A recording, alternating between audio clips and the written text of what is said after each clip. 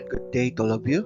Welcome to our next video lesson for English 10. So as far as the lessons were concerned, I guess it's time for us na mas lalo po nating maunawaan yung mga topic na dapat po nating may discuss. So what will be the topic for today? Identifying key structural elements and language features of an argumentative text. So, when it comes to an argumentative text, we can think about presenting good arguments, presenting evidence, and the like. So, let's discuss this. Human beings are all unique in their own ways. They have different opinions. That is why to disagree with one another is in their nature.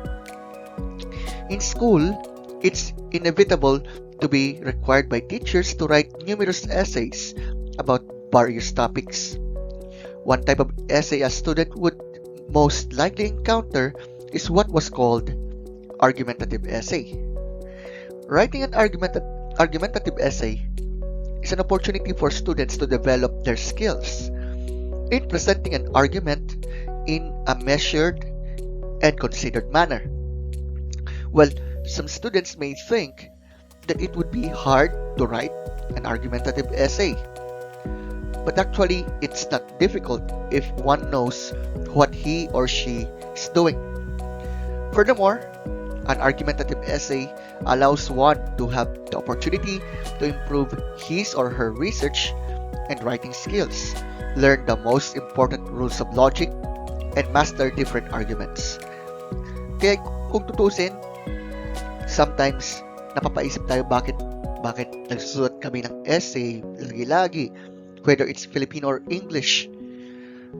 Well, at least sa pagsusulat nga, pinapractice yung pagsasagawa ng tinatawag natin na presentasyon ng mga argumento, pagpresenta ng tinatawag na rules of logic, at paano may practice yung mga arguments na ipipresenta. So, what is an argumentative essay? According to Robinson, an argumentative essay is a type of writing that convinces the readers to agree with the writer's stance or position on a specific topic. And also, to persuade the readers, the writer must use evidence to support that position is logical, ethical, and ultimately right. Moreover, Almonte et al. Clarified that an argumentative essay usually assumes that the reader disagrees with the writer, but it should also be noted that the reader is no less intelligent than the writer. Hence, it should be presented logically and objectively. Also, another important thing that we need to know about an argumentative essay is that we must present both sides of a debatable issue or topic. So, your argumentative topic should be one that can be narrowed down. Kumbaga, yung pinaka-focus lamang doon ng topic na yan. It contains an argument. Kailangan din yan, lalo pagka nagpapresenta ka ng mga facts, evidence, proofs, you name it. And lastly, it can be adequately supported. So, may three structural elements ang argumentative essay. So, what are the following? First is the exposition. The exposition or introduction is where the writer introduces the issue. So, dyan na po papasok din yung tinatawag din nating thesis statement. When it comes on exposition kasi, it even presented kung ano ba yung pinakapaksa, ano yung thesis statement yan. Kaya dapat, your thesis statement must visibly reflect the purpose of your essay. So, paano tong thesis statement na to? It is usually made up of one sentence and appears last in the exposition. It is the most significant sentence in your essay as it tells the readers your topic and your position on it. So, halimbawa, gaya po na inyong po napapansin. So, mayroong tinatawag na objective stance at taking a position. So, sa objective stance, it says, While many believe that the White Beach project of the Department of Environment and Natural Resources offers advantages to the Filipino people, others believe that the said project is unnecessary, especially at the height of the COVID-19 pandemic. Ayan yung objective stance. Kung saan pinipresent na dito yung punto de vista, yung first point ng argument nito. So, yan yung objective stance kasi dyan. Kumbaga, masasabing walang against, walang sumasang-ayon, so to speak. But how about taking a position? While many support the beautification project of Manila Bay by the Department of Environment and Natural Resources, programs that could be of help, especially to the poor during the pandemic, should have been prioritized. So dito parang meron ng talagang may sumasalungat doon. Kumbaga kasi kung matatandaan po natin yung nung panahon ng pandemya, yon ay yung tungkol doon sa pagpapaganda ng lugar, then mayroon talagang mga hindi sasang-ayon, so to speak. Ganun yung kanyang presentation. At kung titingnan nyo po ito, ayan, below are examples that show the difference between a thesis statement that is not argumentative and is argumentative. So yung first na may X, this is a fact. Kaya nga hindi po siya argumentative kasi nag-express siya kung ano yung totoo. Samantala, yung baba may naka-check, to be ready for the reopening of the country's tourism industry, now would be the perfect time to accomplish the beautification project of Manila Bay. So dito kasi, may position na sa topic. Ano yung position nito? Ngayon na raw yung perfect time para gawin yun. Kaya pansinin nyo po yung difference. Kung mapapansin po natin, a good thesis statement is one that makes a claim that some people might agree with but others might disagree with. Kaya kung napansin nyo kanina yung statement about beautification of Manila Bay, kung napapansin natin na merong sasang-ayon, may hindi sasang-ayon. Some people would probably react to that thesis statement with vigor. No, now is not the time. Now is not the perfect time for the beautification of Manila Bay. The funds should be used to help the poor during the pandemic. And there you have it.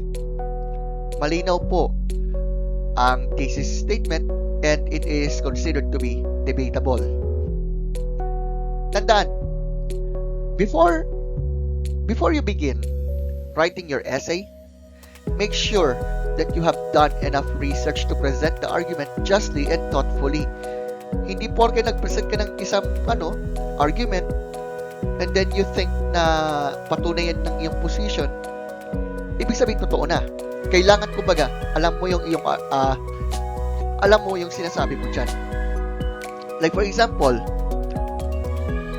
if you notice the said introduction of an argumentative essay, ayan siya. Pag-focus tayo sa last sentence. Sabi, while many support the beautification project of Manila Bay by the DNR, it cannot be denied that the said project is ill-timed and may pose health risk. So dito pa lang, we have a debatable issue dyan sa baba. Okay? Syempre, we have already the exposition there. What about the arguments? Arguments, dyan na po papasok yung mismong body ng essay. It consists of 2 or more well-developed paragraphs that present reasons which support the thesis and evidences to verify those reasons. State and explain the arguments that oppose the thesis in a way that would be acceptable for the readers for whom the argument is intended. So, the 3 ways in which the writer should respond to arguments that oppose the writer's thesis are the following: by conceding, by refuting, by clarifying. Pambihira, kahit pala sa mga ganitong essay, mayroon palang debate din na po. More importantly, the most substantial and best developed arguments should be saved for the end. Now, the body's paragraphs including the following. Ayan, we have the topic sentence, yung mismong reason yan. What are the evidence? Merong 5 yan. Real life examples, statistics, authorities, analogies, hypothetical situations. Yan po yung mga katibayan o proof o ebidensya na maipepresenta dyan. Siyempre, may linking sentence, second piece of evidence, another linking sentence, another third piece of evidence, linking sentence, and concluding sentence. Kumbaga sa isang debate, doon sa exposition kanina, you are presenting your own introductory statement. At dito naman, sa body's paragraph, di ba, merong topic, sentence, and evidence kasi. Diyan napapasok yung tinatawag na opening statement. So, andyan yung linking sentence, second piece of evidence, linking sentence again, a third piece of evidence kung sakali or if necessary, may rebuttal, ganon, o refutation sa mga arguments if ever, ganon siya eh. Ganyan po nakakalikha ng mga body paragraphs na yan. Now, narito yung mga step-by-step process that will help you in drafting a clear, well-developed, traditional body paragraph that supports the thesis of an argumentative essay. Whatever the topic is, kailangan mo itong mga to. So grade 10, listen to this. Number 1, write a topic sentence that tells the reader of the purpose of the paragraph. This basic format aids the reader to follow the sequence. One reason, a reference to your thesis, is reason to be addressed in this paragraph, like this one. One reason DNR's beautification project of Manila Bay drew flack from critics is the timing of the said project was deemed insensitive. So, yan yung purpose. Ano ba yung dahilan nito? Ano ba yung pinaka-point yan? Yung parang pinaka-purpose ng naturang paragraph. Take note, topic sentence pa lang yan. Second, begin the body of the paragraph by introducing evidence. Refer to the type of evidence presented with a transitional phrase. So, if the evidence comes from an outside source, be sure to cite it. So, ayan. Yan yung parang pinapresent ng evidence dyan, so to speak. I think it was some sort of a statistics or some of it, di ba? Since in an argument, the reader needs to be convinced to agree with the thesis, be sure to explicate how the evidence supports the topic sentence. Kasi di yan magkukonekta, di ba? Meron ka lang topic sentence, then what are the evidence? Just make sure na ito yung magkakaroon ng connection, so to speak. To further develop the paragraph, make the transition to the next piece of evidence and continue to support it by following steps 2 and 3. So, ayan, merong may evidence 2, evidence 3, then the following. Siyempre, write a concluding sentence. Doon muna matatapos yan, kumbaga so to speak, pero hindi pa ito yung pinaka-conclusion, no? Parang dito mo matatapos yung mismong presentation na nais mong iparating. Lastly, we have statement of position. So, the conclusion restates but does not repeat the thesis. Also, it should be brief and provide a sense of closure. The essay could be effectively concluded by using the following methods. So, what are the following? Point 1, call for action. By the end of the essay, the readers should have already been convinced of the thesis. They should have been led to believe that the issue at hand is urgent. So they must be encouraged and implored to act. Kumbaga, kung nakumbinse, anong gagawin? What will be the action concerning on it? The second one, issue a warning.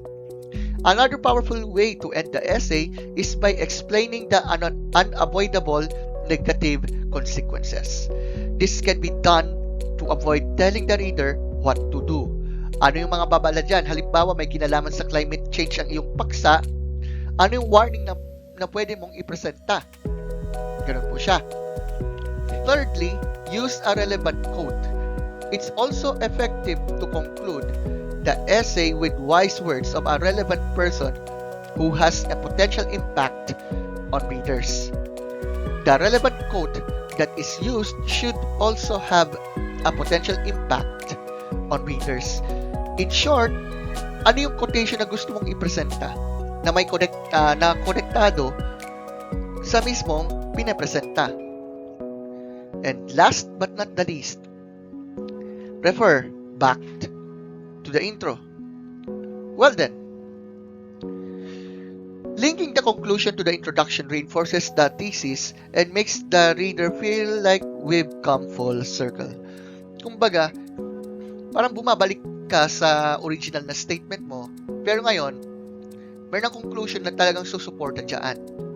So anyway, at least when it comes on writing an argumentative essay, meron kang naipresenta dyan ng mga good arguments para sa iyong presentation. So, that's all for our discussion for this topic. And also, I'm hoping that we have learned a lot about this. And by the way, concerning writing an argumentative essay, pakatandaan po natin na kailangan itong sinusuportahan ng mga good arguments, good evidence na magpapatunay sa inyong position. Well then, that's all for now, and I hope we have learned a lot about this. So thank you guys for listening, and see you on our next video lesson.